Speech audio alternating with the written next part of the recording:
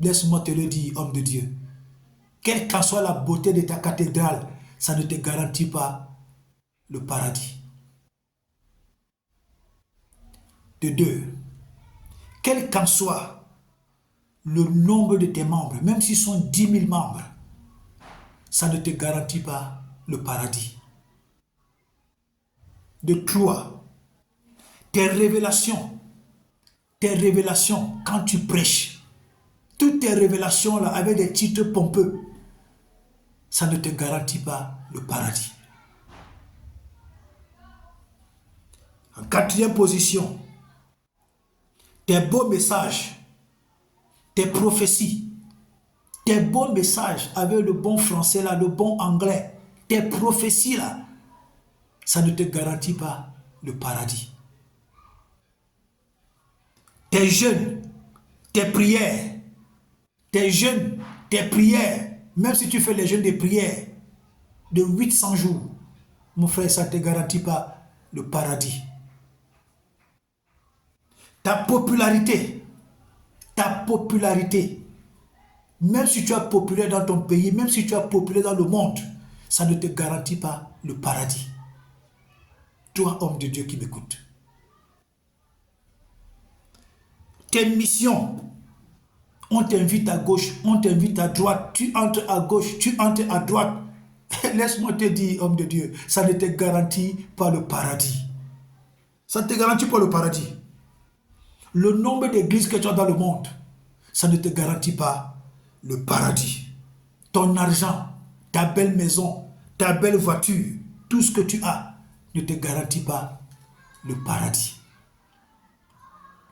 Tant que ton cœur est mauvais, ton cœur est méchant, ton cœur est aigri, ton cœur est hypocrite, tu fais l'œuvre de Dieu avec des compétitions et la concurrence. Tu contribues dans des combines pour faire tomber d'autres hommes de Dieu, pour détruire d'autres ministères, pour faire arrêter d'autres hommes de Dieu, pour les jeter en prison. Tu contribues dans cette combine. Même quand certains hommes de Dieu sont arrêtés injustement, vous ne pouvez pas vous lever pour parler. Laissez-moi vous dire que vous n'êtes pas prêt pour le paradis.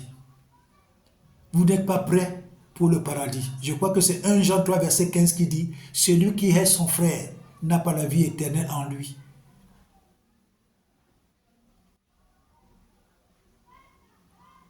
Toi-même, tu connais l'état de ton cœur. Vous faites des amitiés avec des gens pas vraiment indiqués. Des gens dangereux, des gens mauvais. Des gens, vous-même, vous savez qu'ils font du mal à l'église, mais ils sont vos amis. Vous croyez que Dieu ne voit pas ça? Dieu n'a pas d'amis. Dieu n'a pas d'amis. Le même Dieu qui a promis Canaan à Moïse, c'est le même Dieu qui a dit à Moïse, tu ne vas pas entrer à Canaan.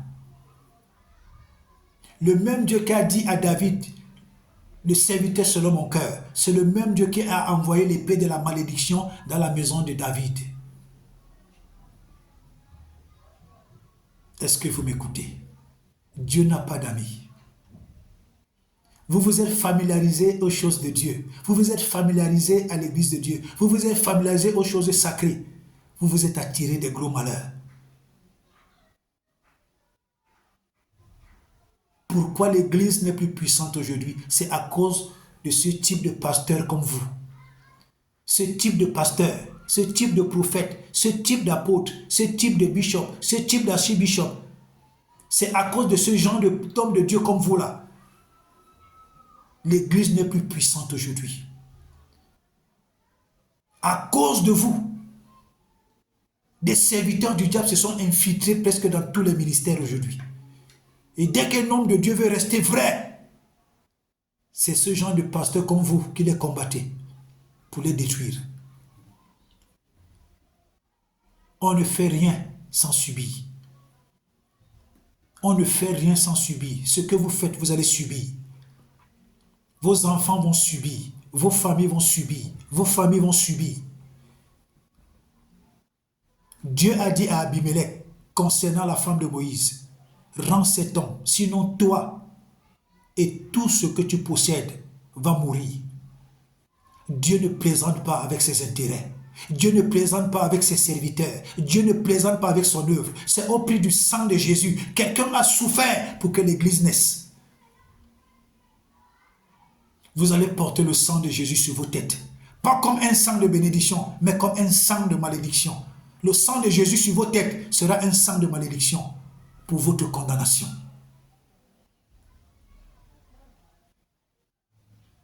S'il y a une chose avec laquelle je ne peux pas plaisanter, c'est avec l'œuvre de Dieu. S'il y a une chose dans laquelle tu ne me trouveras jamais, c'est faire une combine concernant un homme de Dieu. S'il y a des choses dans lesquelles tu ne vas jamais me trouver, c'est faire une combine concernant la femme d'un homme de Dieu.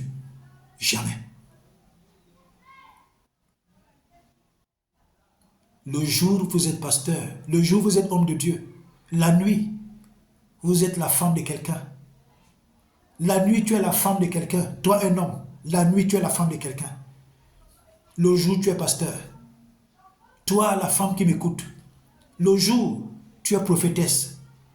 La nuit, tu es la femme d'une autre femme. Ces hommes de Dieu sorciers, ces femmes de pasteurs, des sorcières. Dans la chorale, on trouve des sorciers. L'intercession, on trouve des sorciers. Le ministère des enfants, on trouve des sorciers. Dans tous les départements, on trouve des sorciers. Le pasteur, lui seul, c'est lui qui couche avec toutes les filles de la chorale. Toutes les femmes de l'église sont ses femmes. Et sa femme connaît, elle ne dit rien. Toi-même, tu contribues à la mort de ton mari. Ah, certainement, c'est un faux homme de Dieu. Parce qu'il y a des faux, il y a des vrais. Quand un homme de Dieu est vrai, il y a des choses qu'il ne pratique pas. Quand la femme d'un homme de Dieu est vraie, elle va dire la vérité à son mari. Elle va dire la vérité à son mari, elle va péter un plomb. C'est à lui de choisir.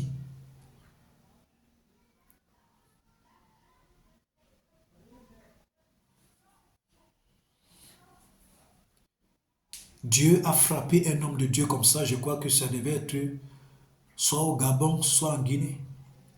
Cet homme a souffert d'une maladie. Il a pourri. Les asticots sortaient de son corps. Parce que Dieu était fâché contre lui. Dieu l'a frappé. Vous dites aux chrétiens que Dieu ne frappe pas. Vous êtes des mauvais pasteurs. Vous dites aux chrétiens que l'Ancien Testament, on n'en a plus besoin, c'est la loi. Vous êtes des vampires. C'est l'Ancien Testament qui nous discipline dans la foi.